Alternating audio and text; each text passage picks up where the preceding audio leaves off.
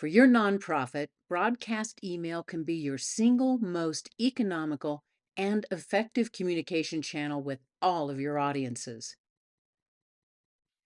In this Cahoots course, we're going to focus on broadcast email and using an email service provider, list management, sender reputation, assembling your email, broadcast email campaigns, and automated drip and trigger campaigns. For clarity's sake, email, or electronic mail, uses the internet and is carried out or accessed by means of a computer or other electronic device. The electronic superhighway will deliver your email from here to there without an envelope and postage stamp. Unlike your personal email, broadcast email is a single email message that is sent to a large list of donors, members, or supporters using an email service provider. For all practical purposes, email is the digital version of direct mail, and it has the same benefit of going directly to the individual you wish to communicate with. And it can feature the same brand standards, content, and graphics. But it can do something direct mail can't. It can tell you if the recipient opened it, when they opened it, if they clicked on any buttons or links. And that's information your business email can't provide. So yes, it costs a little bit, but it's worth every penny. Email service providers, or ESPs, started providing mass emailing in the 1970s, but became commercialized in the 1990s by leaders like Constant Contact and early 2000s like MailChimp.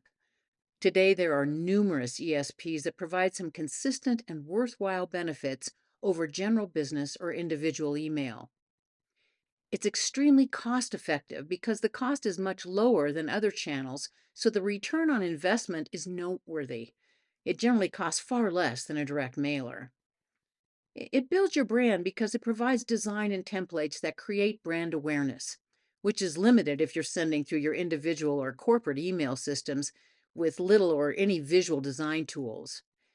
And your email service provider system handles your relationship management with tools for storing and segmenting contact lists. Much like a database or CRM, you're able to keep and manage demographic and psychographic information like preferences and birthdays. You get instant delivery of your message to your entire contact list or segment, and it's one size fits all with the ability to bulk send to 10 or 10,000 supporters. You can create and program fully automated campaigns that send a series of emails that are part of your integrated communications or are triggered by participating audiences. And one of the most advantageous benefits is that broadcast email provides analytics, tracking, and reporting. For example, you will know how many people opened an email, know them by name, know when they opened the email and how many times, know if they clicked on any of the links or offers, or even if they've opted out. And your ESP provides sophisticated analytics and tracking reports that provide you with the information you need to begin building a relationship with each individual on your email list through the relationship management capacity provided by the system. As we mentioned, your broadcast email system manages your relationships, but there are some safety standards and regulations that protect your supporters with devices that can detect if you've been naughty or nice and how you've obtained your fan lists. A good number of people don't know that a broadcast email system provides so much intelligence about your subscribers. It's kind of creepy, but it's also an outstanding stewardship tool because it lets you know details about your relationships with donors and supporters that you simply can't get without asking them directly. For example, if one of your board members never opens any of your organization or ministry's email messages and yet continually complains that your nonprofit isn't communicating enough with donors, well, let's just say that it gives you a good deal of information to chew on, like actual engagement. It's good stewardship to know when an individual hasn't engaged with your nonprofit's email messaging. You can do something about it by knowing. They can be segmented onto another list that focuses entirely on re engagement.